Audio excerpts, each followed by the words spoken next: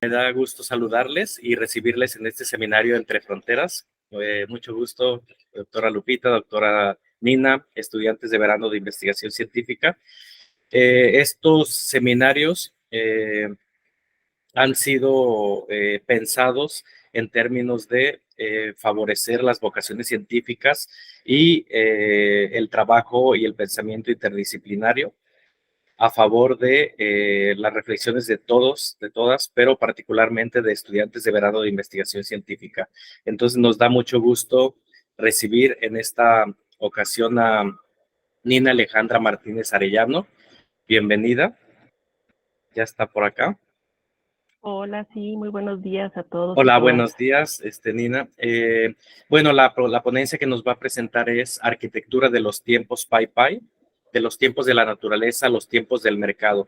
Y voy a leer alguna reseña breve de Nina.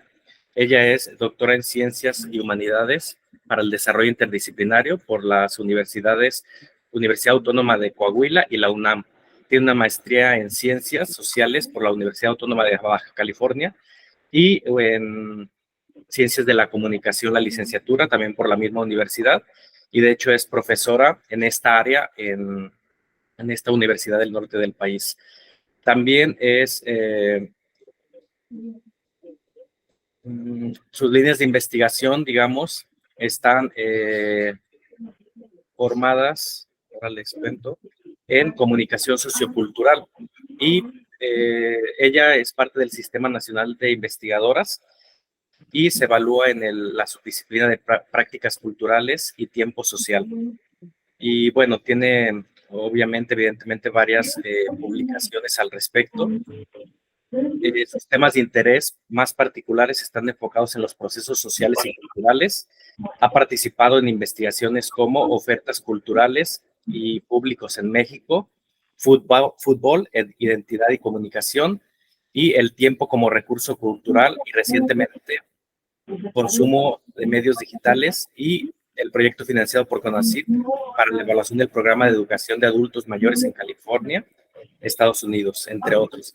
Bienvenida, Nina, bienvenidas todos y bueno, estamos muy contentos de tenerte acá con nosotros. Has estado también como participante oyente en las sesiones y te agradecemos mucho también tu disposición y entusiasmo y de estarte uniendo a este equipo de interdisciplinario del proyecto de investigación que sigue en dictaminación de Memorias Bioculturales. Bienvenida.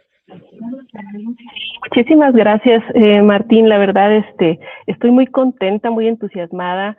Como bien dices, he estado asistiendo a las otras presentaciones y la verdad es que ha sido muy enriquecedor. Creo que los chicos han encontrado muchas preguntas nuevas que seguramente desde sus disciplinas podrán tomar forma en diferentes proyectos, ¿no? Pues bien, como lo comentas, mi formación pues está cimentada desde las ciencias de la comunicación y se ha ido fortaleciendo principalmente en aspectos de metodología, ¿no? Y últimamente en los últimos 10 años en el trabajo interdisciplinario. Una de las cuestiones por las cuales estoy muy entusiasmada por este seminario y por este proyecto es justamente esta motivación interdisciplinaria que va a darle vida a este proyecto que esperemos pronto tengamos ya la respuesta positiva. Vamos a comentar principalmente algunos elementos relacionados con cómo se construyó el proyecto, cómo se generaron las preguntas de investigación y cómo esto nos llevó a generar un cuerpo de datos empíricos que después se transformó o se ha transformado en diferentes productos de divulgación científica, ¿no? Sí, adelante, Martín. Nina, disculpa la interrupción, pero estoy muy contento. Justo te acaba de decir que no habían dado los resultados y estoy viendo acá en CONACYT que sí nos aprobaron el proyecto. Estoy muy contento por esto, porque nos da pauta para Muy bien. de lo que acabas de decir. Entonces, enhorabuena, acá está Lupita también y están los chicos de verano. Excelente. Justo es que apenas había visto en días pasados y no lo había visto. Ahora lo abro y ya está publicado y sí nos lo asignaron. Wow. Entonces, felicidades y bueno, ahora por el preámbulo que das también de unirte a unirnos pues conjuntamente. Entonces estamos Pues contentos. entonces es día de fiesta. Es día de fiesta, sí, sí. Pues muchas Felicidades, gracias. Martín, por todo tu esfuerzo de integración y liderazgo. Muchas felicidades, ¿no?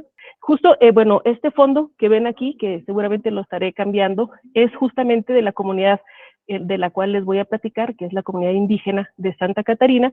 Ahí al fondo podrán ver la única iglesia católica indígena que hay en la población. Y bueno, les estaré contando algunas cositas. Bueno, voy a permitirme compartir mi pantalla. Pues vamos a iniciar.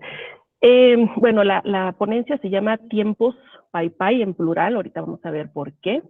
Y bueno, lo que les voy a presentar es pues este proyecto de cómo se llega a una categoría, digamos, teórica o a una reflexión también metodológica cuando elaboramos proyectos de carácter interdisciplinario. Primero, quisiera nada más así rápidamente mostrarles algunas diapositivas de dónde soy, ¿verdad? Yo soy de Ensenada, es un puerto pequeño que tiene 330,000 habitantes.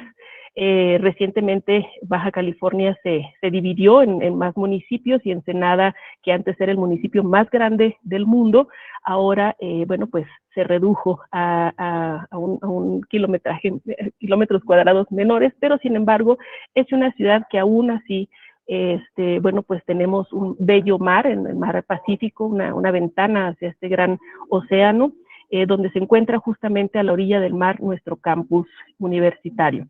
Pero además tenemos estas postales en verano y en invierno, ¿verdad? En la laguna Hanson y en la Sierra de Juárez.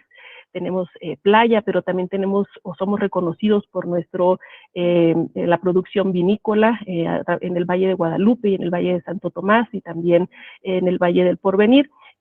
Después tenemos esta majestuosa carretera llamada La Rumorosa, donde pues habita uno de nuestros animales pues endémicos y representativos justamente de los universitarios en UABC, que es el borrego cimarrón, ¿no? Entonces ven esa majestuosa carretera ahí pasando uno diminuto en su auto a través de esas grandes murallas de piedra.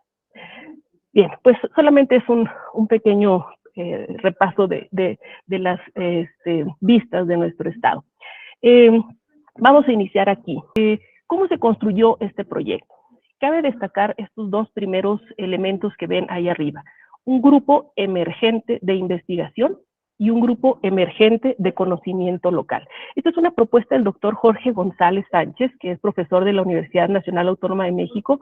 Él propone que para que haya un proyecto donde se haya, digamos, equilibrio, haya igualdad de participación y se puedan incluir las diferentes miradas y perspectivas sobre una situación, problema específica, es necesario, por un lado, que haya un grupo emergente de investigación. Este es un grupo de profesionales que coinciden de manera individual en lo colectivo en un tema de investigación, en una propuesta a desarrollar y a través de la cual desde sus disciplinas han hecho por varios tiempo diferentes preguntas. El reto de este grupo emergente de investigación es tomar ese constructo y poderle hacer preguntas desde diferentes disciplinas con la finalidad de generar un complejo conceptual y un complejo de preguntas empíricas que estén, digamos, permeadas por esta mirada interdisciplinaria. Y por otro lado, un grupo emergente de conocimiento local, es decir, no solo basta con decir tengo curiosidad de saber cuáles son las prácticas culturales de este grupo indígena o de este sector de la población, sino que ese sector de la población también se constituya como un grupo emergente que en sí tiene una serie de saberes, de expectativas, de intereses en relación al desarrollo de su propia comunidad o de su propio entorno. Y entonces estos dos grupos, ¿sí?, que dialogan y acuerdan, generan una red de investigación y colaboración. Es decir, no solamente se trata de investigar al otro, de conocer al otro, sino que en conjunto se genera una co-creación, ¿verdad?, de conocimientos y también de posibles soluciones a una problemática concreta. Entonces, este proyecto que les presento hoy tiene justamente esta mirada interdisciplinaria y yo diría transdisciplinaria, porque se incluyen saberes no científicos, digamos, pero que constituyen parte de esa realidad empírica que vamos a estudiar. El reto de este proyecto y de los proyectos interdisciplinarios es justamente construir marcos metodológicos y cuerpos teóricos comunes. En el caso de este proyecto, el elemento, digamos, aglutinador, el elemento paraguas, es la identidad social o sociocultural. Y a partir de ese constructo paraguas se crearon diferentes preguntas en función de los intereses que emergieron a través de esta conversación entre el grupo emergente de investigación y el grupo de conocimiento local. Las disciplinas que participaron para la construcción de este proyecto había una persona que es psicólogo social, 2 comunicólogos, una persona que hacía lingüística y literatura, otra más, una chica que hacía cuestiones de museografía e historia, y un compañero más que trabajaba cuestiones de video documental. Entonces, se llegó, digamos, a este proyecto, tomando una serie de decisiones. La pregunta general de todo el grupo, ¿sí?, era cómo se construyen las identidades culturales en la comunidad indígena de Santa Catarina. Entonces, bueno, dentro de este proceso, primero pues se seleccionó a la comunidad. A partir de este diálogo se visitaron diferentes comunidades y se llegó al acuerdo de que en esta comunidad, esa comunidad emergente, conocimiento local, estaba lista, estaba preparada para poder colaborar también con este grupo emergente de investigación. Se generaron discusiones y reflexiones conceptuales y metodológicas, y finalmente se empezaron a localizar puntos de encuentro, cruces, pero también los límites de cada pregunta. Les voy a poner el ejemplo de la investigación que yo realicé. En este caso, vamos a ver una serie de preguntas y van a notar que la parte que está en negro es el cruce con los proyectos de todos los demás colegas. La pregunta era, ¿por qué el uso del tiempo es determinante de la identidad de este grupo, de los Pai Pai? La segunda es, ¿cuáles son las representaciones del tiempo en la cultura Pai Pai? Después es, ¿cuál es la perspectiva del tiempo elaborada por los jóvenes? Después, ¿cuáles son las expresiones, si existen, lingüísticas sobre el tiempo en la cultura Pai Pai? Luego, ¿de qué manera la modernidad ha incidido en los cambios en el uso del tiempo? Entonces vemos aquí las palabras en negro, son las especialidades o las áreas de interés de cada uno de los investigadores. La identidad, que era el de todos. Las representaciones sociales, que era del área de los comunicólogos, donde yo estaba. La perspectiva de la juventud. ¿Qué pasa con los jóvenes dentro de la comunidad, ¿no? Por otro lado, el lingüista, el de literatura y lingüística, decía, bueno, la lengua es un elemento fundamental de la cultura, de la identidad. ¿Qué pasa con la lengua y el tiempo? Y la otra colega, que era historiadora, ella trabajó específicamente sobre las transformaciones que se dieron a partir de la llegada de la luz eléctrica a la comunidad y cómo esto cambia las dinámicas y las prácticas culturales, ¿no? Y finalmente, otro colega muy interesado en la cuestión de la relación hombre-naturaleza decía, bueno, ¿cómo se relaciona el entorno natural con el uso del tiempo? Entonces, cada uno aportó ciertas preguntas a cada uno de los proyectos, y este tejido conceptual, metodológico al que lleva cada una de estas preguntas, pues se tradujo justamente, en este caso, en mi tesis de doctorado. ¿Alguna pregunta hasta aquí o algún comentario?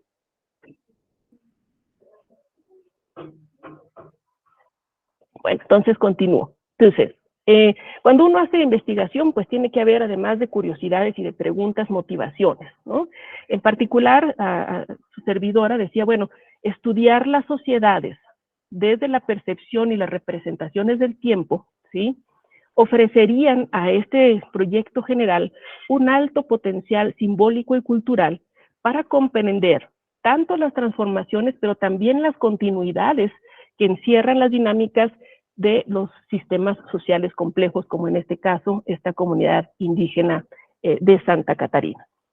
Y el objetivo general de la investigación, es decir, esta ruta, esta guía principal, era explicar cuáles eran los usos y las percepciones del tiempo en la comunidad para conocer o reconocer sus ritmos, sus cronometrías, es decir, sus lógicas de funcionamiento, y además las formas de representación y cómputo del tiempo, ¿eh? Que finalmente pues se suman a la construcción de esta faceta de la identidad étnica. Este esquema que ven aquí es el índice que van a encontrar en mi trabajo doctoral.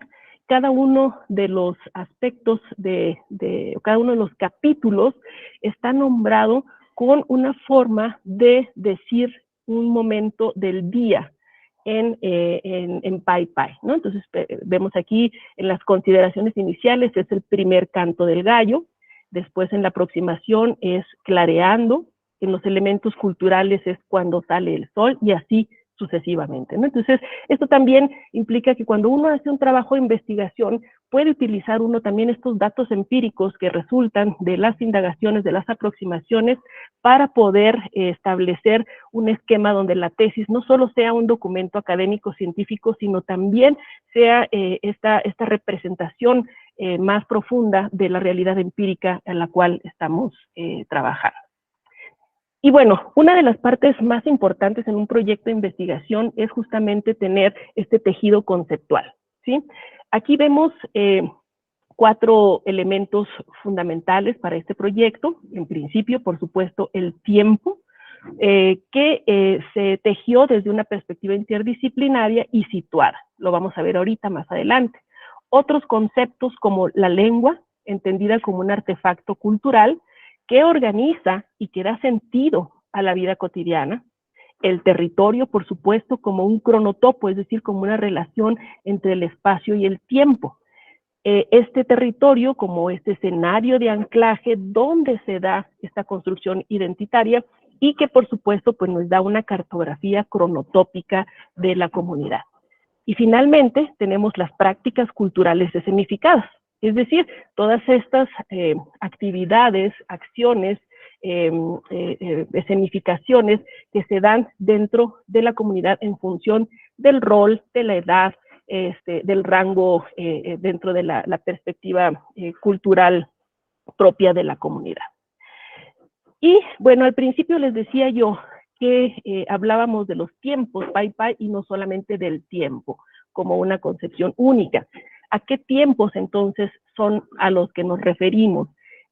Por un lado, el tiempo como un recurso cultural, ¿sí? Algo que poseemos, que usamos y que del cual tenemos control y tomamos decisiones sobre ese tiempo. Por otro lado, el tiempo biológico, ¿sí? Que es el encarnado, el que tenemos en el cuerpo, que es irreversible a pesar de que haya mucha tecnología para vernos más jóvenes. Finalmente, el cuerpo se expresa temporalmente. Por otro lado, el tiempo ecológico o natural, que es reversible y es cíclico, que lo vemos como un marcaje específico y que además determina ciertas prácticas o acciones y además orienta la comunidad. El tiempo social, por otro lado, como estas prácticas que determinan los ritmos de la vida colectiva y que también son una forma de orientación, como por ejemplo el tiempo de la escuela, el tiempo de la religión, el tiempo de la cosecha, entre otros. Bien, entendiendo a la lengua como artefacto cultural, dice Holiday que la lengua es el canal principal por el cual se transmiten los modelos de vida, por el que se aprende a actuar como miembro de una sociedad y a adoptar su cultura, sus modos de pensamiento y creencias y valores. Cabe destacar que el cuerpo conceptual de la investigación se fue tejiendo también de manera colectiva, es decir, el compañero que es lingüista fue aportando algunos elementos que permitían al tema del otro colega también darle un sentido y empezar como a tener como más, pues sí, como esta urdimbre, ¿no? de conceptos que me refería yo hace un ratito. El lenguaje, bueno, pues primero, pues es transmisión de conocimiento de una generación a otra. Por otro lado, nos da formas de organización y nos sirve para la señalización. Lo interesante aquí es que el lenguaje es pertinente para definir a una comunidad, pero también tenemos que entender que es arbitrario. Entonces, por eso es finalmente la riqueza de conocer estas maneras de nombrar, en este caso, el tiempo. Finalmente, en el tema conceptual, quiero aquí incorporar este concepto del tiempo, que si bien no fue el único, fue el más importante, y que es una propuesta de Norbert Elias, donde nos dice que el tiempo, primero, es una herramienta de orientación. Por ejemplo, ahorita decimos, son las 10:15 minutos. Estamos orientados en un término de hora, pero también de día, 24 de julio. Es un marco de referencia, ¿sí?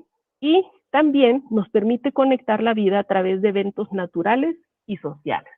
Es un elemento esencial en el entramado social y tiene un alto índice de síntesis simbólica, ¿sí? Esta cuestión es fácil de decir, pero compleja en su estructura, porque hay que conocer todos los elementos que constituyen ese proceso de orientación de una comunidad para poder entonces entender sus formas de orientación y control. Y dice, presupone, por lo tanto, un acervo social muy grande, a lo que me acabo de referir, sobre métodos de medición, también de buscar secuencias, repeticiones o regularidades. Entonces, en realidad, bueno, cabe destacar que el tiempo no existe. El tiempo es una construcción que hemos hecho los seres humanos y que es inherente al cambio, ¿sí? Por eso entendemos que pasó algo y a eso algo le llamamos tiempo, ¿sí? Pero lo hemos construido de manera muy compleja y lo podemos incorporar a cualquier objeto de investigación. Finalmente, en la parte teórica vamos a decir que este tejido entre la identidad, la lengua y el tiempo nos lleva a entender estos enunciados. Cada sociedad, ¿sí?, según su grado de complejización, construye elaboraciones simbólicas para darle orientación y control a su vida. Por otro lado, entender este sistema de significación nos va a ayudar a entender también las formas en que hacen sentido el resto de las prácticas de una comunidad. Por su parte, la lengua como componente cultural de afirmación étnica, también de diferenciación y como instrumento de dominación. Y lo vamos a ver muy claramente en uno de los esquemas en los cuales concluye esta charla.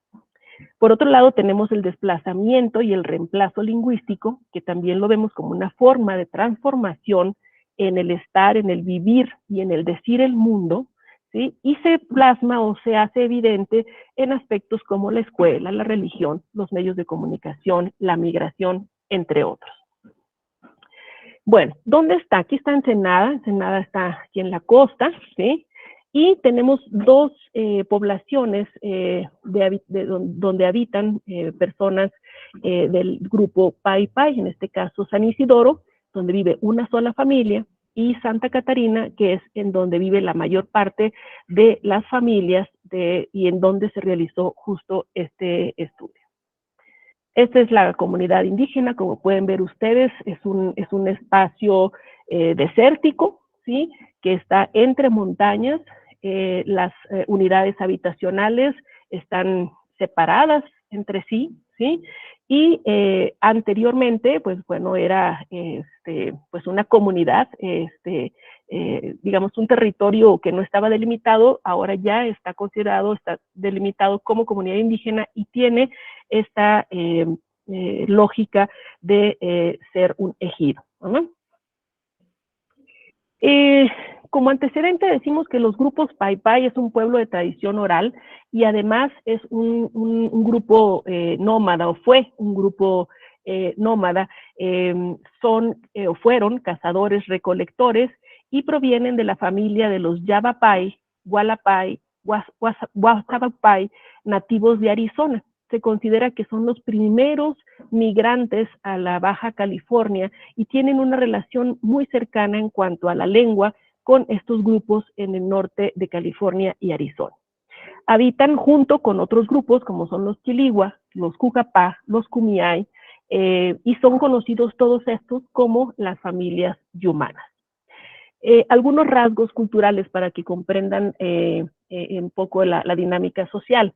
Dentro de esta comunidad de Santa Catarina hay aproximadamente 133 habitantes, de los cuales, como ven, casi son la mitad hombres, la mitad mujeres.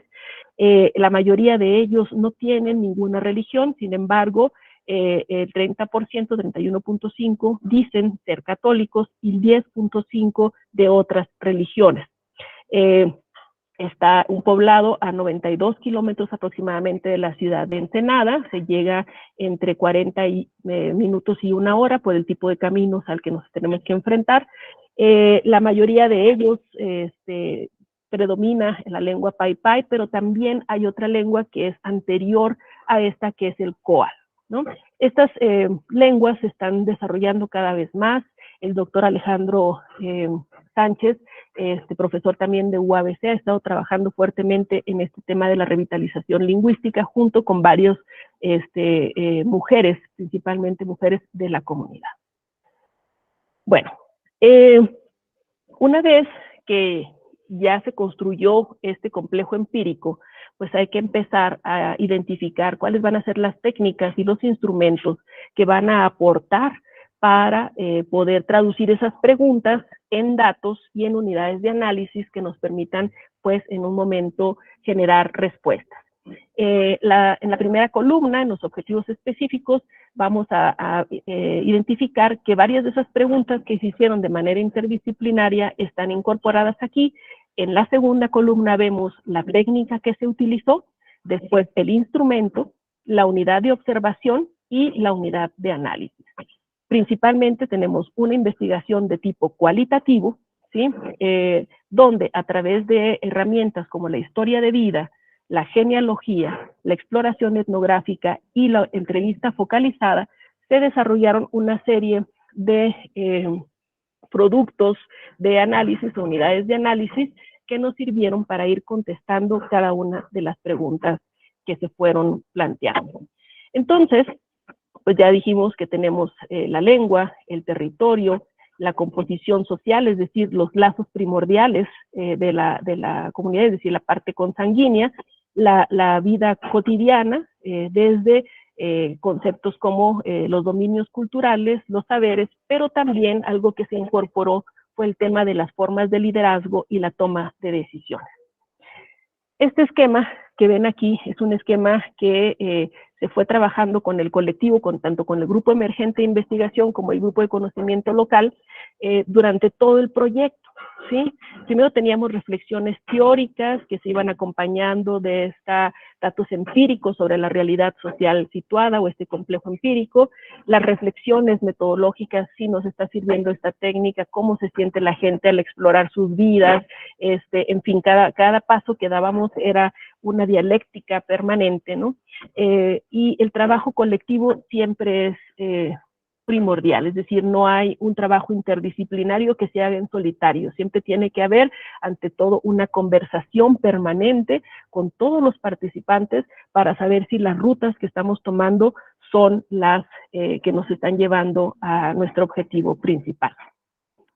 En mi caso, yo hice 200 días de trabajo de campo, ¿sí? En las cuales pues, pude registrar la organización de la vida cotidiana en ese lugar, actividades, ritmos, grupos familiares y comunitarios, actividades de esta índole, distinguir y registrar rutinas, formas de orientación y uso del tiempo propias, pero también ajenas, ¿no? Ir registrando poco a poco formas verbalizadas del tiempo, tanto en español como posteriormente en paipai. Como fueron, si se fijan ustedes, ahí son casi 2 años, en 2 años pues me tocó observar 2 ciclos completos anuales, ¿no? Por lo tanto, estos marcajes naturales pues fueron evidentes. Si ven ustedes las fotitos que están acá abajo, van a ver ahí que hay desde el verano hasta el invierno y pues esto permitió ir registrando de manera muy oportuna cada una de las transformaciones que se dan en esos procesos cíclicos naturales. Por otro lado, en la entrevista, o que en este caso fueron historias de vida, permitió la historia de vida recurrir a diferentes espacios temporales, pasado, presente e inclusive explorar expectativas de futuro a través de lo narrado en 3 generaciones de 2 familias. Es decir, hice historia de vida de 2 familias en 3 generaciones, abuela, hijos y nietos, ¿sí? Aquí van a poder ver ustedes a algunos de los participantes que estuvieron colaborando en este grupo emergente de conocimiento local. ¿Qué se registró con la historia de vida y con las entrevistas? Bueno, las transformaciones de las rutinas y de las prácticas. La historia de vida se hizo por décadas, es decir, si tenía yo aquí a Armando, que tenía 65 años, fueron 6 entrevistas y en cada una fuimos tomando 10 años de su vida, ¿sí? Por otro lado, se registró también las huellas en el relato, en las formas de orientación. Por ejemplo, esta expresión que pongo aquí: en cuanto se metía el sol, era momento para jugar a los brujos, ¿sí? Otra expresión: hasta que terminábamos de ordeñar, desayunábamos. Entonces aquí vemos una relacionada con el astro sol y otra relacionada con las actividades sociales o las tareas propias de la comunidad. Después tenemos en la parte de las entrevistas, se hicieron 7 historias de vida, cada una exploraba una década. La pregunta de arranque en esta era: platícame cómo era un día común desde que te levantabas hasta que te ibas a dormir, ¿sí? Por otro lado, se hicieron 4 entrevistas focalizadas, sesiones específicas para explorar las formas de decir el tiempo en Paipai. Es decir, tenemos la lengua nativa, que era, en este caso tomamos el Paipai, y el tiempo. Y finalmente, 21 entrevistas de trayectoria que nos permitieron elaborar un genograma que van a ver a continuación. Este genograma, ¿qué es? Pues es una especie de radiografía para poder reconocer los vínculos de parentesco, pero también, además de esto, nos permitió ver los lazos consanguíneos y nos dimos cuenta que los 136 miembros de esa comunidad tienen un lazo consanguíneo, es decir, son una gran familia extensa. Además de localizar las trayectorias personales por generación y las prácticas más consistentes en cada una de ellas. Además de identificar enfermedades y causas de muerte comunes en la comunidad. Y finalmente, visualizar a los actores externos, es decir, personas que no son, que no han nacido en la comunidad y que vinieron y trajeron consigo otras lógicas, otras dinámicas, inclusive, bueno, de la lengua, ¿verdad? El español principalmente, porque también hay personas norteamericanas que se incorporan a la comunidad y que le dan, pues, este nuevo sentido de orientación a la vida. Este esquema que ven aquí es justamente el genograma que se produjo en esta investigación. Comprende 99 familias integradas en una sola familia extensa, 316 individuos, de los cuales 44 ya han fallecido, 150 mujeres, 156 hombres, 55 de los cuales ya no residen en la comunidad, sino que viven en otros destinos, principalmente en Ensenada. La construcción de este genograma, chicos, tardó aproximadamente 8 meses, entre estar haciendo las entrevistas, revisando cada uno de los datos que las personas proporcionaban para ir generando este tejido que nos permitió, inclusive, bueno, para ellos fue un regalo, ¿verdad? Para los miembros de la comunidad, tener este genograma, identificarse las nuevas generaciones, los niños de 10 años, y ver a sus tatarabuelos, ¿no? Y las relaciones de parentesco que se establecían entre ellos. Estos materiales son muy, muy jugosos, muy, muy emotivos, porque también permiten cohesionar hacia adentro a la comunidad e volverse a identificar y reconocer como familia. Entonces, bueno, las afirmaciones producto de esta investigación nos hablan acerca de lo que fue, es decir, el pasado, de lo que esto se conserva, así como de los ajustes que ha habido a este sistema, teniendo en cuenta pues que ha habido que incorporar nuevas cosas, sobre todo por un tema esencial: sobrevivir, ¿sí? Aquí, entonces, las afirmaciones concretas. La arquitectura del tiempo originario de la comunidad Paipai, sus metrías y el cómputo del tiempo tienen un fuerte vínculo con el tiempo ecológico. representado en las expresiones verbales de su propia lengua vernácula, y esta estructura temporal fija límites y diferenciación étnica, ¿sí? Por otro lado, el territorio es un sistema de cronotopos que expresa los ritmos y el compás propio de la vida cotidiana de la comunidad. Tal afirmación se desarrolla en la tesis, lo van a encontrar en el link que les di, a partir de 3 cronotopos específicos: la escuela, los caminos de la comunidad y la casa-habitación.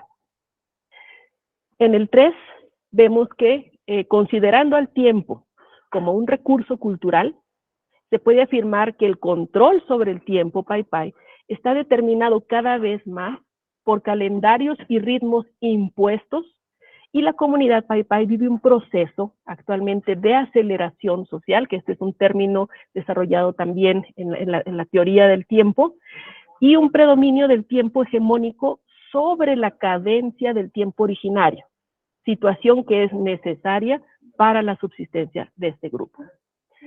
No me voy a detener mucho en este esquema, pero es más o menos para que vean ustedes dentro del registro etnográfico, se pudieron ir haciendo categorías sobre el tiempo cotidiano: el tiempo pagado, el tiempo personal, el tiempo doméstico, el tiempo comprometido y el tiempo libre, y cada uno de ellos con diferentes tipos de actividades que corresponden a esas categorías. Entonces, para ir cerrando, les voy a presentar aquí una de los productos que se generaron con esta investigación, y le llamamos así: sistema calendario. Es decir, un sistema que ayuda a orientar el control de tiempo, ¿va?, y coordina la vida social. Y por otro lado, las expresiones lingüísticas en la lengua paipai que hablan sobre este calendario. Entonces, todas estas imágenes que van a ver aquí son creaciones que se hicieron con la comunidad. Ya después un diseñador gráfico nos ayudó a ponerlas más bonitas, ¿eh? Aquí vemos la medición del tiempo. Xla es luna, ¿sí? Entonces ellos identifican, de acuerdo a estas observaciones del entorno natural, 4 tipos de luna: cuando no hay luna, cuando la luna va apareciendo, cuando la luna está completa y cuando la luna va desapareciendo. Obviamente, a lo mejor para ustedes esto es ya, pues sí, ¿no?, el cuarto menguante y que la luna llena, pero para ellos, en términos de observación de su entorno natural, permite identificar estadios y momentos que no solamente tienen que ver con el entorno natural, sino con actividades sociales. Por ejemplo, dicen: oye, ¿cuándo nació Josefa? Pues Josefa nació cuando no había luna, ¿sí?, y el mezquite estaba en flor. Entonces, ahorita vamos a ver en qué momento fue que nació Josefa, ¿no? Entonces, esta es la medición del tiempo que nosotros podríamos llamarle mes, ¿sí? Luego, vemos aquí el Mat Ang. Mat, que significa tierra, y Ang, que significa vuelta. Aquí vemos en esta primera imagen un escenario en donde hay 2 grandes momentos temporales: el Ñet, que es la temporada de calor, y el Xur, que es la temporada de frío. Son los 2 elementos principales. Y se reconocen 2 otros momentos menos importantes en términos de lo que para ellos representa el ciclo anual, que es cuando entran los días calientes y cuando entran los días fríos. En el caso de la entrada de los días fríos, vamos a ver que se caracteriza por un marcaje natural, que es el piñón. El piñón es el último fruto del Ñet, es decir, el último fruto de la temporada de calor. Y en la entrada de los días fríos es cuando la jojoba y la biznaga empiezan a florear. Entonces, decía yo hace ratito, bueno, nació cuando no había luna en tiempo de biznaga. Entonces vemos que hay una representación en donde más o menos podríamos decir que nació entre marzo y abril, para nosotros, para nuestro calendario.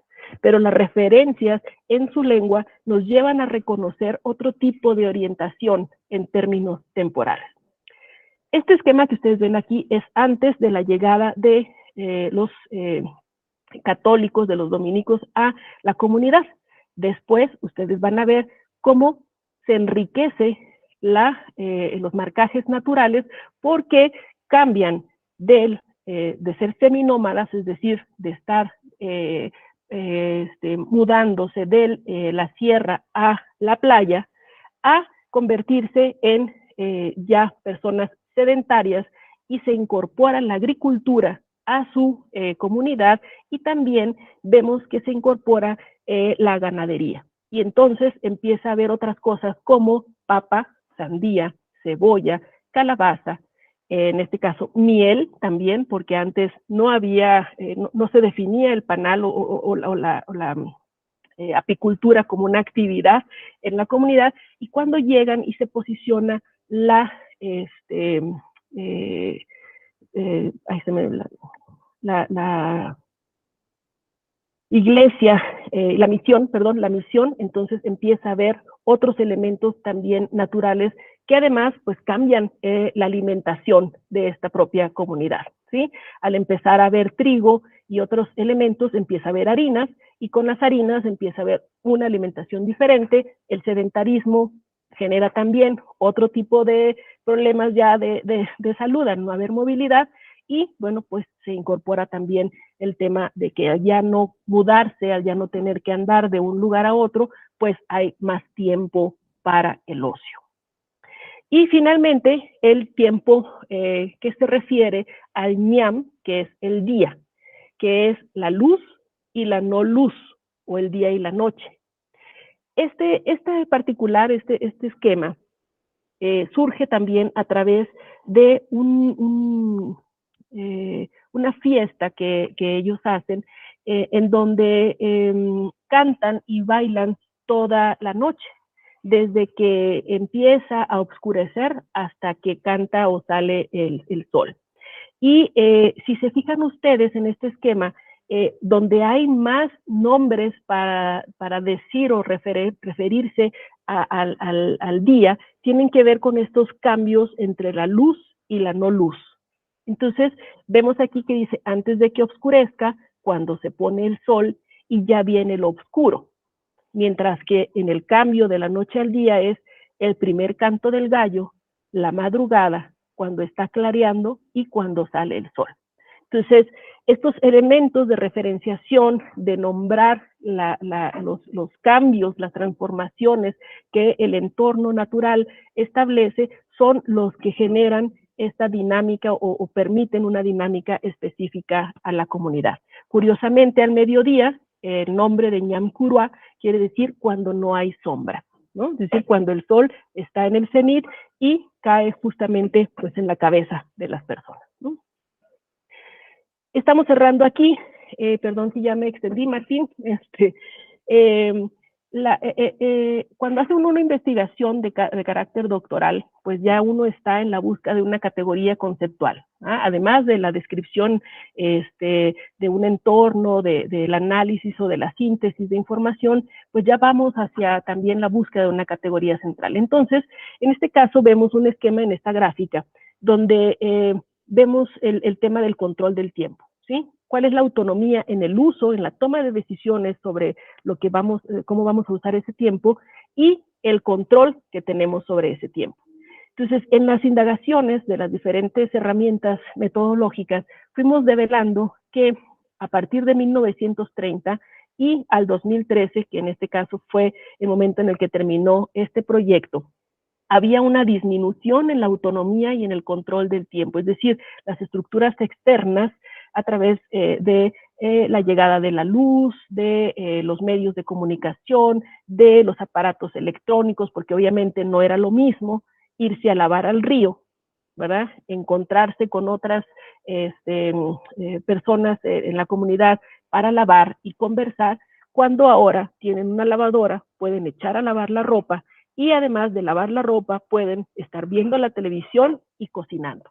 Y esto nos lleva a el tema del encaje, es decir, el incremento de actividades que se pueden realizar en el mismo periodo de tiempo. Ajá. Entonces, digamos, esta idea de ser multitask, de poder hacer varias actividades al mismo tiempo, tiene que ver con esta dinámica de la implementación de la tecnología, pero en principio de la llegada de la luz, porque al llegar la luz hay un parteaguas entre lo que hacía la comunidad, la manera en la que comía, por ejemplo, pues no podían refrigerar cosas, tenían que comprar lo que se iba a consumir o cosechar o consumir al día, ¿verdad? Cuando ahora pues se puede guardar en el refrigerador algo o en el congelador algo hasta por meses, ¿no? Y entonces esta dinámica de perder la autonomía y el control del tiempo nos ha llevado a un cambio de la orientación natural a la orientación social o tecnológica o de la globalización. Entonces llegamos a esta síntesis del proyecto, en donde vemos tres grandes momentos, un pasado al que le denominamos empobrecido. ¿Por qué? Porque la memoria colectiva se está extinguiendo y prevalece el olvido, porque se está subordinando a la historia contada por otros, principalmente los académicos. Quiero nada más hacer un paréntesis para comentar que fuimos a unos 15 años y para la elaboración de los 15 años, la comunidad retomó un texto de un investigador anterior donde se narraban cómo eran, cómo se llevaban a cabo las fiestas de presentación de las niñas ante la comunidad, y entonces se escenificaron a partir de la historia contada por un académico, ¿no? Los jóvenes están proyectados en el presente. Ellos ya no quieren saber nada del pasado ni de la lengua. Hay una pérdida, por lo tanto, de la lengua y se pierde también el pasado. Y en muchos casos, el pasado es solamente un camuflaje del presente. Es decir, ser indígena en algunos momentos es una estrategia para poder acceder a ciertas cuestiones que solamente se puede acceder a ellas teniendo esta identidad indígena. Después vemos aquí unas flechitas en la parte de arriba, A y B, donde sí hay algo que viene del pasado y llega al presente y que están en constante conversación, pero es un presente cíclico, ¿sí? Vemos un momento como de estabilidad o de estancamiento en donde hay una conquista, por un lado, de un tiempo hegemónico, ¿sí? Y que eso determina nuevamente los ritmos y la vida cotidiana. Por otro lado, vemos una rutinización de la vida cotidiana, que esta rutinización, por supuesto, le da a las personas certeza y expectativa.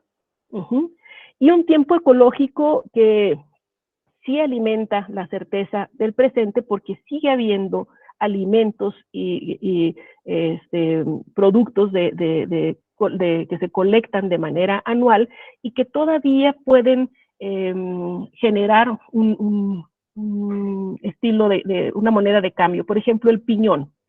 El piñón antes se cambiaba cuando otras personas hacían queso o cuando necesitaban algún otro alimento con otra comunidad, cambiaban. Ahora el piñón lo venden, adquieren recurso económico, pero muchas veces son los jóvenes los que venden el piñón para conseguir, entre otras cosas, y no necesariamente algo para la comunidad, sino de manera más personal, comprarse unos tenis de marca X, ¿no? Para viajar o para inclusive consumir o comprar drogas, ¿no? Y después vemos en la parte C un presente cíclico que va hacia un futuro al que le hemos llamado contenido, un futuro contenido, es decir, que no se expresa ni se visualiza con mucha claridad, pero se sabe que hay un mañana y se sabe que esta certeza del presente los va a llevar a un mañana, ¿no? Notamos entre toda la comunidad, y quiero decir que estas conclusiones no solamente son conclusiones de sus servidoras, sino son conclusiones que se sacaron de manera colectiva, ¿sí? También con los miembros de la propia comunidad. Hay una desenergetización interna.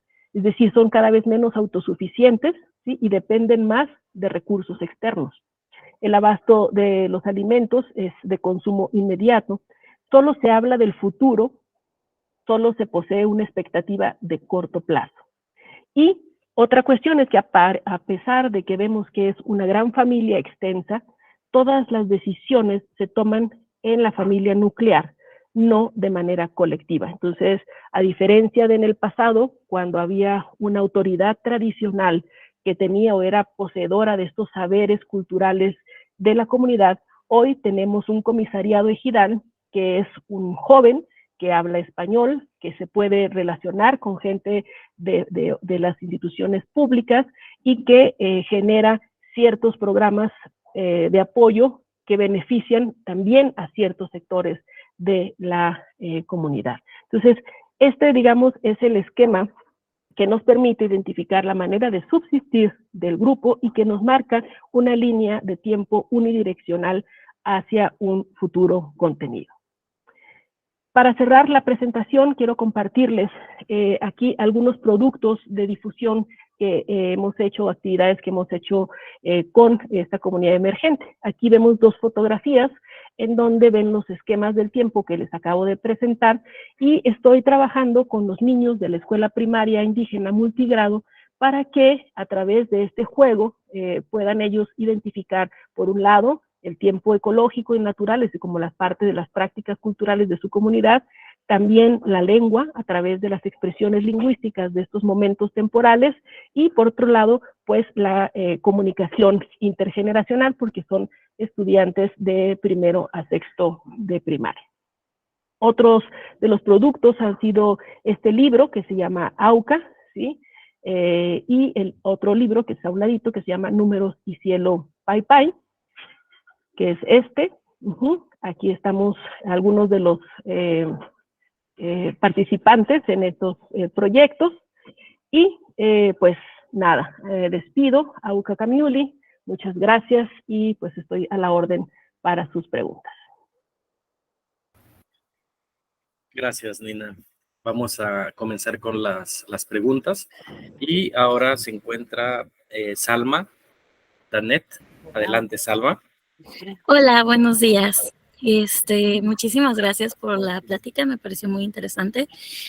A mí me surgen dos cuestiones. La primera es muy sencilla. No me quedó, no sé si comprendo al 100% el término de tiempo hegemónico. Lo busqué así rápido en Google, pero la verdad es que no, sigo sin comprender exactamente a qué se refiere. Muy bien, el tiempo hegemónico tiene que ver con las estructuras, las macroestructuras, que están en primer lugar marcadas por la globalización, ¿sí? El libre mercado, el capitalismo, los medios masivos de comunicación e inclusive el español como lengua dominante, y que, como decíamos al principio, al ser la lengua un elemento de diferenciación étnica y de orientación en términos del actuar en la vida cotidiana, pues al imponerse el español como lengua materna ahora para las nuevas generaciones, pues implica otras dinámicas, ¿no? Entonces todo esto es lo hegemónico. Ok, gracias. Y dentro de lo mismo, yo me quedo como, es reflexión / pregunta. Yo soy estudiante de psicología. Entonces, desde que empezamos la carrera se aborda el lenguaje como un proceso psicológico básico, se aborda el lenguaje desde la psicología social. Entonces, y complementando con lo que vimos durante la plática, reconozco que la lengua, el lenguaje es una parte fundamental de la cultura. Se comprende el mundo a través del lenguaje, es una de las grandes manifestaciones cognitivas del humano. Pero también he tenido pláticas con lingüistas, y me han comentado, es algo que realmente siempre me ha interesado mucho, sobre la pérdida de las lenguas. Entonces, me hablan sobre la pérdida de las lenguas como parte de la evolución del lenguaje, que es algo que está como destinado a pasar, y lo digo entre comillas, porque yo me pregunto, ¿realmente están destinadas a morir? ¿Se debe intervenir de alguna manera? ¿O es una realidad que se debe aceptar, observar, analizar, investigar y punto? Entonces, no sé si pueda opinar o contestarme sobre esta cuestión. Bueno, te voy a comentar acerca de la experiencia que tenemos ahí en la comunidad, ¿no? Que es pues desde donde puedo hablar, porque no soy lingüista, ¿no? Sí, claro. Hay dos escenarios, ¿no? Por un lado está el escenario de los lingüistas que han llegado a la comunidad y se quedan una semana extraen, ¿no? Como una especie de saqueo, ¿sí? De recursos, ¿no? Todo aquello que tiene que ver con la lengua. Cabe destacar que la lengua paipai no tiene no hay una normalización todavía sobre su escritura, se está trabajando sobre ella, es decir, por eso les decía yo, una comunidad de tradición oral. Entonces, está esta perspectiva del saqueo, ¿no? En donde los lingüistas pues tienen muy claro la importancia de la recuperación y el registro de todas las lenguas, ¿no? Y que es importante porque es parte del patrimonio cultural y pues de las identidades de México, ¿no? De estas diferentes escenas que vemos de nuestro México y que nos representan. Y bueno, pues yo no sé si eso esté bien o esté mal, ¿verdad? Desde finalmente genera un acervo de conocimiento que está ahí y que aunque no está normalizado, pues esta persona que va lo escribe como ella quiere, como le sonó, ¿verdad? Pero no hay un estudio profundo sobre la lengua en sí. Y por otro lado están los ejercicios que han nacido de la propia comunidad, es decir, de las señoras y señores interesados en que su lengua se conozca, por un lado, y por otro lado, que no muera. Y entonces aquí hay aliados que son lingüistas que conocen de cómo se genera esta estructura, cómo se puede llegar a crear un elemento simbólico para representar, por ejemplo, ¿no? Una manera de expresión. Y en ese proceso, pues es un proceso muy lento, ¿no? Es un proceso que requiere de mucho tiempo, de mucha disposición, pero que nace de la propia comunidad. Nosotros, dentro de este ejercicio de comunidades emergentes, justamente lo que hacemos es apoyar a la comunidad en el desarrollo de las acciones o proyectos que ellos consideran que son necesarios, no de lo que nosotros creemos que es importante que se recupere, ¿no? Entonces, digo, tal vez no contesté tu pregunta, pero son los ejercicios comunes que pasan en la comunidad y que inclusive aquí algo muy curioso y que aprendimos, o yo aprendí después de estos ya pues más de 10 años de relación con la comunidad, es ellos tienen una narrativa clara, una narrativa, un guión muy específico que si tú vas a la comunidad, ellos te van a contar ese guión. Pero es el guión que ellos quieren que tú sepas y que tú después cuentes, ¿sí? Para realmente conocer lo que sucede en la comunidad, tienes que estar en la comunidad, hacerte parte de la comunidad.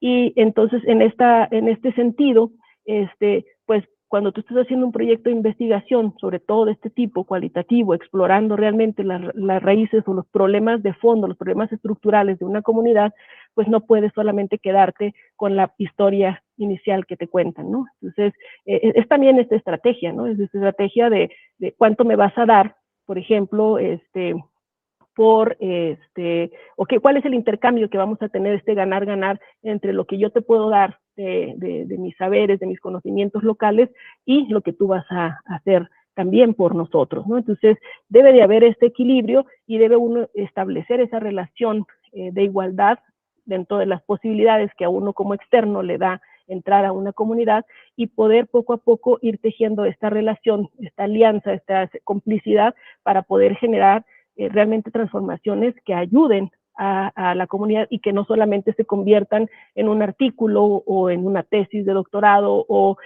un reconocimiento en el SNI, por ejemplo, ¿no? Sino que realmente haya este proceso de equilibrio entre lo que se busca y lo que pues se retorna a la comunidad, ¿no?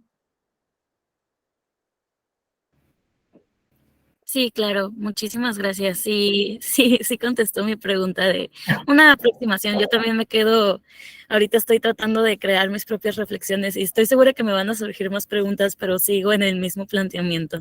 Entonces, muchísimas gracias. Gracias a ti, Salma, por tus preguntas. Creo que me ayudan también a mí a poder comunicar mejor lo que quiero comunicar. Sí, Víctor, adelante. Buenos días, muchas gracias. Bueno, mi pregunta va más encaminada a que nos pueda contar en qué consistió este proceso de escoger a la comunidad Pai para ser pues, la comunidad sujeta de esta investigación, porque casi al principio de la presentación recuerdo que nos dijo que se visitaron a varias comunidades y que se decidió se terminó por decidir que fuera la comunidad Pai Pai, pero me gustaría ahondar un poquito más en qué consiste en que uno como investigador o como grupo de investigadores se decante por X o Y zona de la población para ejercer este tipo de investigaciones. Excelente pregunta, ¿eh? Fíjate que cerca de 6 meses duró este proceso, ¿sí? Nosotros, este grupo de investigadores, arrancamos un mayo de 2010. Y primero, bueno, entre nosotros platicamos acerca de cuáles eran los problemas sociales prioritarios de nuestro estado, porque cabe destacar que no todos los investigadores éramos de Ensenada, había de Tijuana y de Mexicali, y pues primero empezamos haciendo eso, ¿no? ¿Cuáles son los problemas fundamentales en donde nosotros podríamos pues tener una incidencia de acuerdo a nuestras áreas de expertise, ¿no? Y entonces surge algo que es meramente bordiano, que es, pues, hay capital social, ¿no? Entonces, ese capital social se traduce en contactos de personas en diferentes lugares. No todos, cabe destacar, fueron comunidades indígenas, ¿sí? Había gente, por ejemplo, visitamos una comunidad en Mexicali, que eran algodoneros, que se dedicaban al cultivo del algodón.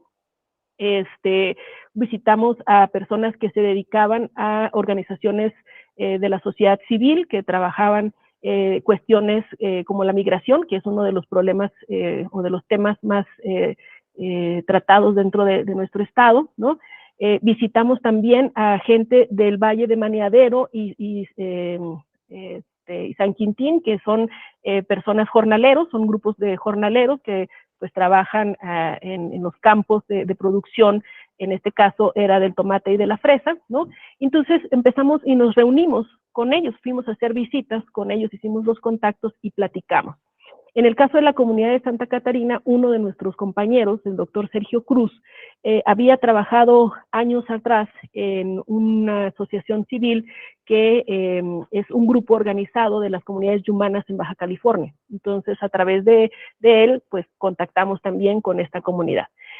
Primero, pues visitamos, platicamos con ellos, les platicamos qué es lo que nosotros estábamos buscando, un interlocutor que nos permitiera coadyuvar en la solución de los problemas reales de la comunidad. O sea, nosotros no llevábamos un problema y una metodología y no llevábamos nada. Lo único que llevábamos era la inquietud de que queríamos de manera colectiva trabajar con alguien más para poder operar esta metodología, ¿sí? Que era la razón inicial de nuestra formación doctoral.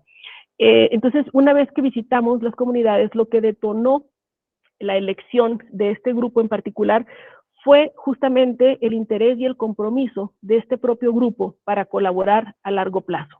Es decir, que hubiera disposición de tiempo, que hubiera la posibilidad de estarnos recibiendo en su comunidad, de atendernos y que nosotros pudiéramos hacer ese compromiso con ellos, ¿no? Entonces fueron varias reuniones después de esas visitas para definir en dónde íbamos finalmente a colaborar, y a partir de esa decisión, de que se tomó la decisión de que trabajaríamos en la comunidad de Santa Catarina, fue que ya regresamos a la comunidad y entonces sí, digamos, desplegamos toda nuestra dinámica que traíamos de manera más abierta para poder tener un sí comprometido también por parte de ellos y que no fuera a truncarse o a romperse la relación. Teníamos que trabajar en establecer la relación. Durante un año, inicialmente, todo lo que quedaba del 2010 y parte del 2011, fue simplemente estar haciendo visitas, platicando con unas personas, con otras, para ir recuperando todas las necesidades de la comunidad y entonces eso convertirlo en un proyecto de investigación, ¿no? Entonces, en realidad, yo, por ejemplo, empecé el trabajo de campo en el 2011, terminé hasta el 2013 y durante 3 años posteriores todavía de intercambio con la comunidad, presenté mi proyecto de doctorado hasta el 2016, es decir, 3 años después, ¿sí? Porque había una cantidad de información y de necesidades que había que ir viendo en dónde decías hasta aquí y en dónde decías aquí profundizo. Entonces, sí fue todo este trabajo de visitas, de conversación, sobre todo de encontrar el compromiso por parte de ambos interlocutores para poder identificar en dónde íbamos a trabajar. De acuerdo, muchísimas gracias por su respuesta, creo que estuvo muy completa. Muchas gracias. Gracias a ti, Víctor, por la pregunta. ¿Alguien más? Mientras, Janina, me llamó la atención que ahora decías que los jóvenes ya viven más en esta parte presente, ¿no? Quería ver si tú viste ecos de esta forma de pensamiento y de cosmovisión de los adultos en los jóvenes, o está completamente desarraigado, ya es otra lógica, ya es como ese tiempo hegemónico el que está rigiendo la vida de los niños. Y ligado a esto, también, ¿qué opinarías de la escuela? ¿Sería posible una institución como la escuela permitir que haya esta continuidad en la cosmovisión? O por su misma estructura es imposible, y como tiene tiempos ya definidos, estructuras espaciotemporales muy dadas, sería difícil hacerlas empatar? ¿O tú crees que hay alguna posibilidad? No sé si dio hasta allá tu investigación, pero me gustaría ver extendiendo lo que investigaste, a ver si pudieras comentarme algo.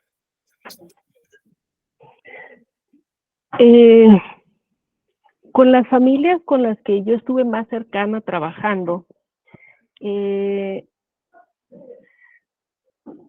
a pesar de que ya hay más posibilidades, inclusive pues precisamente con la tecnología, por ejemplo, para el tema de lo que es la educación formal, ellos tienen nada más en la comunidad primaria, ¿sí? Y tenían una telesecundaria.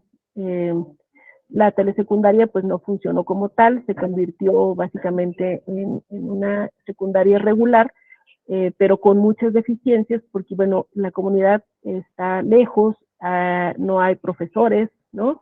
De hecho, hay una cambio constante de maestros en la primaria multigrado. Recientemente se hizo bilingüe, no era bilingüe, ¿no? Era nada más en español. Los chicos tienen un desarraigo en términos de los saberes, por ejemplo, relacionados con el entorno natural, ¿no? No es de su interés este conocimiento del entorno. Sin embargo, están arraigados al territorio, sobre todo las mujeres, ¿sí? Sobre todo las mujeres. Una de las familias tenía 2 hijas pequeñas que eran todavía jovencitas y una niña. Ambas ya están casadas, se quedaron en la comunidad, tienen a sus hijos, viven ahí en la comunidad y se dedican a prácticas culturales específicas como el tejido de pino y palma y la fabricación de ollas de barro, que es digamos, de las artesanías que elaboran este grupo en particular. No terminaron la escuela y decidieron quedarse en la comunidad porque ahí tenían certeza de un espacio, un territorio donde vivir, porque se les asigna, una vez que se casan, el comisariado ejidal les asigna un espacio donde vivir, pues tienen ahí por lo menos esa certeza, ¿no? de la casa, de dónde van a habitar. Hay, en el caso de los varones, sí hay un poco más de desarraigo en términos de territorio. Se van a buscar esta idea de ir a la maquiladora, de ir a Estados Unidos, y cuando regresan ya pues desarraigados, con mucha facilidad se vuelven a ir y no hay un apego tan fuerte a la cultura ya, digamos, en términos de lo tradicional, de lo étnico, ¿no? Sino que ya llegan, y me acuerdo mucho de un día que llevé a unos estudiantes de licenciatura, y llegamos a la comunidad y vieron a los chicos y chicas, a los niños y niñas, con sus camisetas de Barbie, de He-Man, en fin, ¿no? Y sus pantalones de mezclilla y sus botas. Y entonces decía a mis estudiantes, es que nosotros pensábamos que pues tenían una vestimenta tradicional como en otros pueblos de México, ¿no? pues no, o sea, la cultura de Santa Catarina es una cultura vaquera, ¿sí? Es una cultura vaquera. Entonces, hay esta cuestión del ganado, de los caballos, etcétera, es muy fuerte, ¿no? De los lienzos y todo esto. Entonces, pues tienen ahora con los medios de comunicación, pues tienen también estas narrativas acerca de lo que es el vaquero americano, ¿sí? Entonces está más cercano hacia el vaquero americano que hacia, digamos, el rancho mexicano, ¿no? Entonces la forma y la estructura de las prácticas está más ajustada hacia esa perspectiva, y no es reciente, ¿no? Tiene ya más de 40 años, ¿no? Pero digamos, yo no estudié específicamente estas transformaciones de la juventud, lo estudió más el compañero, otro compañero de Mexicali que estudió justamente juventudes, pero lo que sí veíamos es por ejemplo, ignorar la lengua, porque en realidad la lengua nativa ya no era un instrumento para poder realizar las actividades que querían hacer fuera de la comunidad, ¿no? Entonces, ¿para qué hablar Pai Pai? ¿Para qué aprender Pai Pai si no lo voy a usar? ¿Sí? Entonces, es como cuando tenemos en la casa una cafetera de esas de calcetín y tenemos la eléctrica, pues usas la eléctrica porque la otra ya no te da para lo que quieres, ¿no? Entonces, la vas relegando, sabes que existe, sabes que es un elemento de tu cultura, pero ya no es necesaria para el desarrollo de las actividades, ¿no? Entonces, sí hay un desapego en el caso de los hombres, de las mujeres hay un apego al territorio, a reproducir ciertas prácticas que generan un recurso económico para la subsistencia, y sí, efectivamente, como decía hace ratito Salma, pues el tema de la recuperación de la lengua, pues siempre ha sido más un ejercicio externo que una motivación interna, y más en las nuevas generaciones, ¿no? Muchas gracias, Nina. Tenemos más preguntas de Marlene. Porque Marlene levantó primero la manita. Ajá. Hola, buenos días. Mi pregunta va dirigida a que en este análisis de los espacios temporales por generación, ¿cuál fue la práctica cultural más consistente en las 3 generaciones que se analizaron? ¿Y cómo se ve reflejada en los jóvenes de la comunidad? La práctica cultural más consistente fue jugar, ¿sí? Justamente atrás de mí vemos esta gran piedra, ¿sí? Este es el entretenimiento máximo de los niños, escalar, ¿sí? Escalar, recorrer la comunidad a pie y jugar entre las piedras, ¿sí? Esa ha sido o fue la actividad recurrente desde el abuelo, inclusive desde el bisabuelo, porque hubo una familia que fueron 4 generaciones, hasta la nieta, ¿no? Es decir, caminar, recorrer los caminos, recorrer la comunidad y jugar entre las piedras era lo más estimulante para ellos, ¿no? Es decir, ese contacto directo con el entorno. Quizá otra de las prácticas es justamente la recolección del piñón, ¿sí? El piñón es un fruto muy valioso, no sé si ustedes sepan cuánto vale 1 kilo de piñón, pero independientemente de lo que cuesta en el mercado, lo que cuesta ir por él, es decir, la dinámica específica de ir a lo que ellos le llaman hacer campo, e ir a subirse a los pinos piñoneros, bajar el piñón, y después toda la limpieza del piñón y en este caso antes era su consumo, ahora su venta, porque ya lo consumen menos, pero imagínense ustedes, cuando ustedes van a un partido de fútbol o del deporte que a ustedes les gusta, en su comunidad, pues seguramente pues está ya sea o la garnacha o las semitas si es en Puebla, o acá en Toluca los taquitos de chorizo, afuera del estadio, etcétera.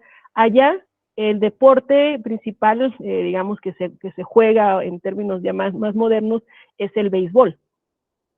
Y lo que se consume en el estadio son bolsitas de piñón tostado y frutsis congelados, ¿verdad?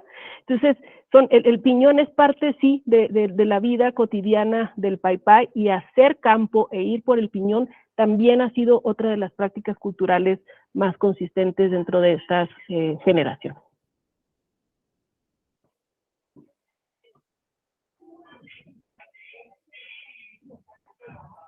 Muchas gracias. De nada, Marlene. ¿Qué tal? Buenos días. Hola, Marisol. Bueno, hola, ¿qué tal? Bueno, yo hice una reflexión sobre la parte que nos comentaba de la, como técnica de investigación, la observación participante. Creo que a lo largo de toda su presentación se pudo ver cómo fue, bueno, lleva un papel fundamental esta técnica de investigación, que fue lo que le permitió, por lo que estuvo usted presentando, esta comprensión profunda de lo que es la comunidad Paipai. Entonces, mi pregunta va más hacia ese sentido, como si nos pudiera compartir un poco más la experiencia de cómo se dio la observación participante en un principio, porque ya veo que a lo largo ya usted comenta, ¿no?, que son 3 años de estar inmersa en esa comunidad, ¿no?, para poder llegar a la recolección de información, de datos, la comprensión de la comunidad, pero en un principio, ¿cómo es como técnica de investigación poder realizar la observación participante? Fíjate que una de las vivencias o transformación, más bien del proceso de transformación como investigador, tuvo que ver justo con esta técnica, ¿no? Digo, la genealogía fue hermosa, ¿no? Conocer las historias de vida, etcétera, pero la observación participante me permitió comprender otras lógicas. Es como dicen en la escuela, ¿no? No basta que el profesor te diga lo que es, sino que tú seas parte de esos procesos y los puedas introyectar y sentir y emocionarte con ellos, ¿no? Durante estos 200 días de trabajo de campo, yo viví de manera corrida 30 días en la comunidad, ¿no? O sea, estuve ahí 30 días en una casa móvil que me prestaron.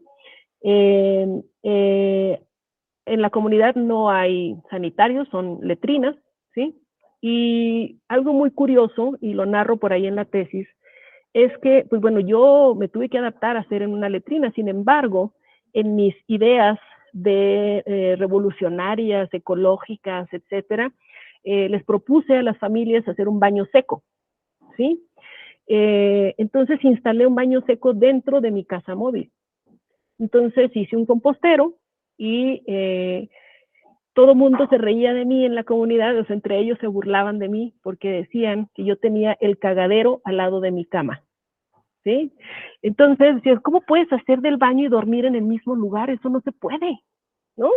O sea, ¿por qué no vas a la letrina? Obviamente me daban ganas de ir al baño a las 2 de la mañana y tenía que caminar 200 metros para ir a la letrina con víboras, pues obviamente yo estaba, o sea, imagínate, ahí estaba mi casa móvil y tenía que caminar 200 metros para ir a la letrina, donde además pues no había higiene, había muchas arañas dentro de la letrina. O sea, yo iba de día a la letrina y después decía yo en la noche, no voy ni por, no, nada.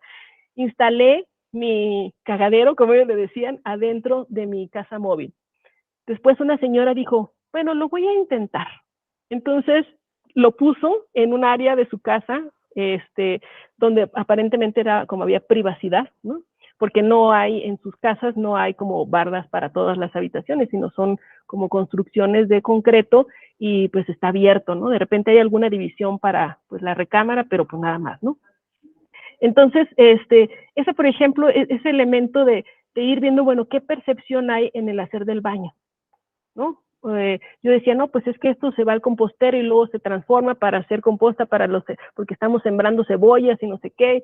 Entonces, son como dinámicas que estaban en mi cabeza y que tuve que ir como reconociendo sus formas de vivir para yo poder entender cómo toman decisiones, ¿no?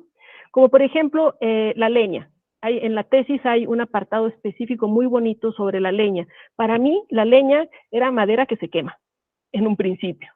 Terminé con una clasificación de tipos de leña, para qué se usa cada una, dónde se colecta cada una, cómo se corta cada una desde la generación de la tercera generación hasta la actual, donde ahora se corta con motosierra y hay que pedir permiso o inclusive meterse a ranchos que son propiedad privada para ir a cortar un poco de leña de manzanita, que es la que arde más y dura más, ¿no? Vas entendiendo el valor de cada uno de los elementos que está ahí, porque sabes lo que cuesta ir a buscarlo, tenerlo, y sobre todo valorar que cocinar con leña, cocinar con gas, ¿ah? Tiene no nada más una lógica del sabor, sino de todo lo que implica socialmente en cuanto al uso del tiempo para ir a cortar la leña, trozarla, para poderla meter en estas estufas específicas, a simplemente aplastar el botón, abrirla esa y tener fuego, ¿no? Entonces, como por ejemplo, otra de las actividades que disfruté mucho con ellos fue el arreglo de los caminos, ¿sí? Los caminos de tierra, cuando llueve y neva, porque neva muchísimo, pues se descomponen. Entonces, es imposible pasar con los coches, entonces hacen brigadas comunitarias para ir y con pico y pala ir a arreglar los caminos para que se pueda transitar de manera más segura, ¿no? Entonces, experimentar lo que implica abrir paso para poder andar, a cuando tú te subes a tu carro o al micro o a lo que sea y caminas y nada más te quejas de que hay un bache, pero no haces nada, ¿no?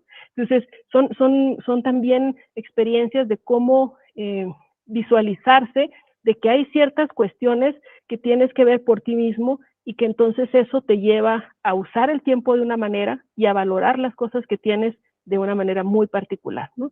Entonces, participar de cada una de estas cosas, jugar béisbol, ir a misa, ser la fotógrafa de los eventos, porque eso sí me agarraban de fotógrafa para todas las actividades, porque era la única que tenía una cámara un poquito mejor, y fotógrafa, maestra de ceremonias a veces en algunas actividades que hacían de reuniones, ¿no? Me decían, a ver, ¿tú qué sabes hablar mejor? Me decían, ¿no? Y yo, pues no, yo no sé hablar mejor, ¿no?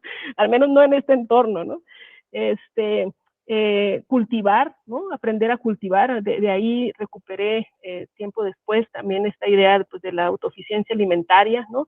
Y bueno, en fin, una herramienta que te permite empezar, porque, ojo, nunca fui parte de la comunidad, ¿sí? Nunca fui parte, siempre fui la extraña. Inclusive las mujeres me decían, a ver, si tú tienes 3 hijas y un marido, ¿no tienes miedo que te vayan a robar a tu marido si no estás allá? ¿No? ¿Por qué estás haciendo esto? ¿Por qué vienes acá con nosotros y nos dedicas tanto tiempo? ¿Por qué te quedas a dormir aquí en la comunidad? ¿Y tus hijas quién las está cuidando? O sea, esta idea de ser madre, de ser esposa, pues también surge en este proceso de experimentar con la comunidad, ¿no? O de comer, por ejemplo, el día que probé la biznaga. Pues sí, el taco de biznaga estuvo riquísimo.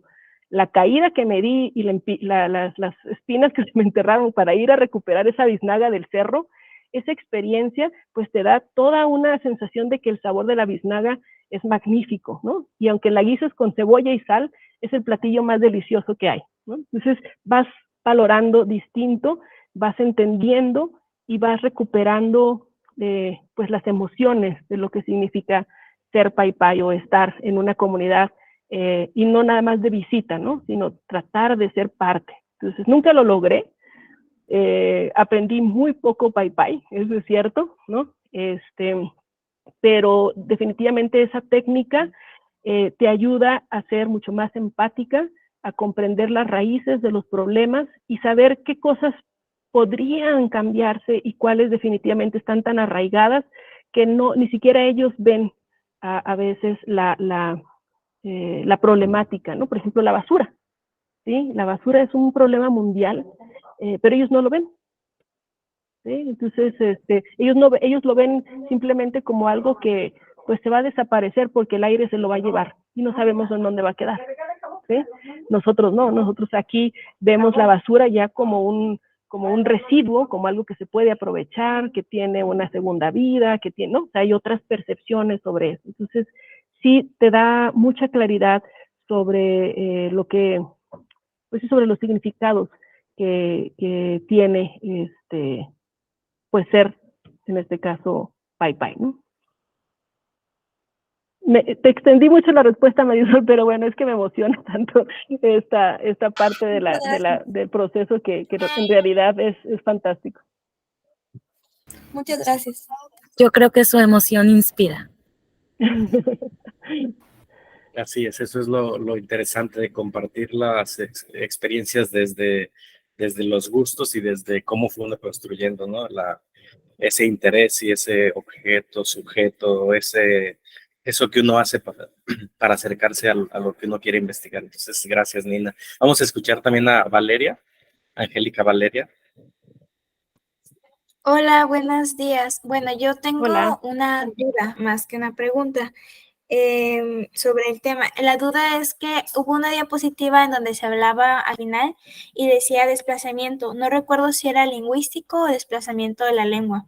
No pude comprender o entender lo que usted decía en ese momento y no pude leer totalmente lo de la diapositiva.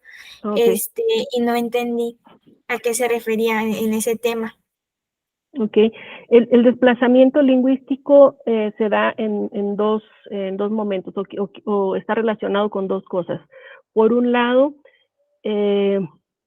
primero con un momento histórico no actual, ¿no? Sino cuando llegan a colocar la misión de Santa Catarina, que es el uso del español, ¿sí? Entonces, los misioneros llegan y lo que ellos saben es español. Y entonces empiezan a adoctrinar a todos los miembros de la comunidad para aprender español, porque es la manera en la que ellos se pueden comunicar con los indígenas. Entonces, no eran los dominicos los que iban a aprender Pai Pai, sino los Pai Pai los que tenían que aprender español, ¿no? Entonces, ese es el primer desplazamiento de la lengua. Y el segundo desplazamiento de la lengua es cuando viene ya todo este momento de la distribución de la tierra, ¿no? Y entonces los Pai Pai necesitan, digamos, definir cuáles son los límites de su territorio. Entonces, toda esta comunicación que hay con el exterior para definir los límites de su comunidad y de la organización social, porque anteriormente los pueblos indígenas contaban con la figura de la autoridad tradicional, ¿sí? Esta autoridad tradicional, pues, era aquella que poseía todos esos valores, experiencias, pues, historias, ¿no? De la comunidad, de lo que son, y que era el que tomaba las decisiones sobre si ya había que moverse, si ya había que sembrar, si ya había que, etcétera. Ahora, a esta figura del comisariado ejidal, y este comisariado ejidal, pues es el que dialoga con las instituciones públicas, inclusive con las empresas. Hay, por ejemplo, una entrada de recurso económico a la comunidad que es a través de estos abanicos eólicos que producen energía eléctrica, ¿no?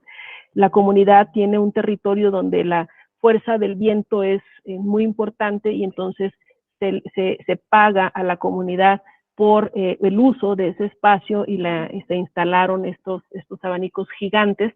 Entonces, todas esas relaciones se establecen a través del español. Entonces, toda la parte del desarrollo de la comunidad actualmente es en español. Entonces, ese es el segundo desplazamiento de la lengua, ¿no? Entonces, ya los que hablan Pai Pai en la comunidad, por ejemplo, a mí me pasaba y me daba hasta cierto punto un poco de nervios al principio, cuando yo llegaba a la comunidad y estaban las señoras, no sé, tomándose un chupito, como dicen ellos, ¿no? Una copita de vino después de la comida, y yo llegaba y pues a mí me contestaban en español, pero entre ellas hablaban en Pai Pai. Entonces yo decía al principio, ay, ¿qué estarán diciendo de mí estas señoras? Porque seguramente han de estar hablando de mí, ¿no? Y ya después, con más confianza, pues Telma, que es una de las amigas más queridas de la comunidad, me decía, no, dice, simplemente pues nosotros nos expresamos así porque tratamos de no olvidar cómo hablar, ¿no? Entonces así hablamos, pero no hablamos de ti, no te preocupes, me decía, ¿no? Entonces, esos momentos, pues son, digamos, cuando yo llegaba y hablaba en español, pues había un momento pequeño de desplazamiento lingüístico, porque yo no, les digo, yo nunca aprendí a hablar Pai Pai, ¿no? A pesar de varios años que estuve ahí, muy difícil esa lengua. Y bueno, pues estos desplazamientos, al ser la lengua un elemento potente de diferenciación étnica y de marcaje de unas formas de vivir, pues se da este desplazamiento no solamente de la lengua, sino de una parte importante de sus prácticas culturales y de la forma de percibir el mundo, ¿no? Por ejemplo, la palabra reloj, pues es una palabra que no existe en Paipai, ¿no? Para empezar, por ejemplo, hora, ¿no? Inclusive tiempo, no existen esas palabras en Paipai, son palabras que se definen desde una perspectiva, pues, diferente, ¿no? Ahora, pues, hegemónica, ¿no? No sé si respondí, Vale. Sí, muchas gracias. Bueno, Creo que ya se acabaron las no sé preguntas. si alguien más tendrá alguna, si no, podemos ir cerrando la sesión. Pues agradecemos mucho, Nina, Alejandra, la participación acá y pues el trabajo que se ha hecho por esta comunidad. Me pareció muy interesante la charla y la discusión, ¿no? En torno a la cultura, la lengua, la cosmovisión, la interacción o relación con otros pueblos, ¿no? O la presencia de uno mismo como una persona externa en una comunidad y que muestra uno interés, y yo creo el valor que eso tiene para ambas partes también, ¿no? Entonces, sí, es una experiencia transformadora en todos los sentidos, ¿no? Tanto académica como personal y emocional, también te da también muchos elementos para pues comportarte de una manera mucho más ética, ¿no? Más responsable cuando estás haciendo investigación. La verdad es que esta relación con la comunidad, para mí, yo siempre he dicho, o sea, yo estoy agradecida y nunca podré retornar todo lo que yo obtuve, no solamente de información, sino de experiencia de vida de este grupo. Serán parte de mi vida para siempre, ¿no? Nos mantenemos en contacto ahora por redes sociales también, ¿no? A través de WhatsApp, ¿no? Antes pues no tenían internet ellos, entonces cuando recién yo llegué a la comunidad yo era la única que tenía internet, entonces veíamos YouTube en mi iPad, ¿no? Entonces se juntaban todos los niños a ver caricaturas en mi iPad, ¿no? Entonces fueron experiencias muy que me marcaron, ¿no? Personalmente, y que como estudiantes, ahora ustedes en formación, lo que les puedo yo decir es que un investigador tiene que ser paciente, un investigador tiene que ser, sí, curioso, pero sobre todo saber escuchar. Un investigador tiene que ser comprometido, un investigador tiene que saber que cuando va a hacer una pregunta, está generando un compromiso enorme con quien está respondiendo. Hacer investigación no solamente es generar papers y publicar y tener reconocimiento en el ámbito académico, es realmente un compromiso con la sociedad, porque justamente yo creo que hacemos o debemos hacer investigación para poder, digamos, tener una relación de equilibrio, una relación de ganar-ganar con las personas, con los interlocutores, ¿no? Y no verlos como un sujeto o como un objeto de estudio, sino como un interlocutor que también está tratando de reflexionar y de pensar sus propias problemáticas.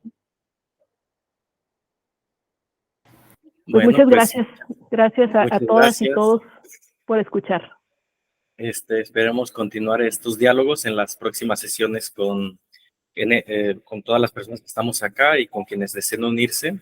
Creo que podríamos obtener a lo mejor, no sé si tu tesis o algún artículo, algún texto que nos recomiendes. Sí, en este Google académico, ¿no? Ahí están todos los artículos míos en extenso. Ok, muchas gracias. Creo que Roberta tiene algún comentario antes de retirarnos. Roberta, adelante. Sí, gracias. Buenos días o buenas tardes. Más que nada, mi comentario va más que al agradecer por compartirnos pues, su trabajo, pues todo lo que implica, ¿no? Ir a hacer investigación. Coincido mucho con lo que usted mencionó por último. Pues sabemos que también hacer investigación trae también sus detalles, pero que al final siempre deja una gran riqueza para poder reflexionar el por qué son así las personas, qué hay detrás de cada historia, ¿no? Porque también las mujeres, como decía usted, ¿no? ¿Qué hace una mujer aquí y dejando a sus hijas, el esposo, ¿no? Entonces vemos cómo hay una percepción difícil en el entender de que también la mujer tiene una oportunidad de ejercer algo que le guste, ¿no? A diferencia de las mujeres que se encuentran marginadas en las comunidades, que no encuentran esa justicia social, porque precisamente yo soy en ese proceso de una investigación con mujeres indígenas, y por lo mismo yo también hablo una lengua materna, y ver cómo las culturas inciden mucho también en esta cosmovisión de, bueno, el ser mujer en una comunidad no es lo mismo a una mujer de la ciudad, ¿no? Porque hay situaciones muy distintas y muy, o sea, es muy compleja, ¿no? Y entender igual entonces cómo este proceso de cultura de las lenguas también a veces ya no se valoran tanto, por lo mismo por la imposición de la lengua funcional que es el español, y por lo tanto también se está reproduciendo en algunas escuelas. Y bueno, es muy diversa, ¿no? La complejidad para poder estudiar, y yo la felicito mucho por ese trabajo tan maravilloso, tan enriquecedor, que también a mí me está permitiendo reflexionar sobre cómo voy a llegar con las mujeres indígenas, que yo también me identifico como una mujer indígena, cómo poder relacionarme con ellas y compartir todas esas experiencias, y en lo que yo pueda aportar para ellas, yo con mucho gusto siempre soy muy abierta en eso, ¿no? De poder ayudarles, darles alguna opinión desde mi persona, de todo lo que viví. Y entonces, la verdad, su trabajo me encantó muchísimo. Muchas gracias por su aportación. Sería todo. Gracias. Gracias, Roberta. Sí, fíjate que algo que podría yo agregar es que una de las cosas que me permitió conectar justamente con la comunidad es justo ser madre, ¿no? Yo llevé a mis hijas, por ejemplo, pasábamos ahí la Navidad, pasábamos el Año Nuevo, hacían las fiestas de cumpleaños y yo me llevaba a las niñas. Y las niñas tengo muchas imágenes ahora de ellas cuando estaban pequeñas con otros niños de la comunidad y que ahora se ven y hasta como que se ponen nerviosos, ¿no? De que, ay, jugábamos entre las piedras y ahora ya estamos en la secundaria o así, ¿no? Eso conectó mucho, fue yo creo que un elemento que me permitió que me aceptaran de manera un poco más rápida, que no me vieran solamente como alguien que iba a preguntar, sino que alguien que tenía, que sentía, que tenía curiosidades, pero también tenía ganas de aportar. Creo que eso lo vieron. No sé exactamente cuál fue mi estrategia. Yo creo que, o pienso que el hecho de poder mostrarme como soy y de mostrar también mis debilidades generó también esta como conexión, ¿no? Este lazo, y eso pues facilitó que las conversaciones fluyeran con mayor confianza, ¿no? Bueno, pues cerramos así. Agradecimiento para todas, para todos. Nos vemos el próximo viernes y pues saludo hasta donde cada una se encuentra. Un abrazo grande.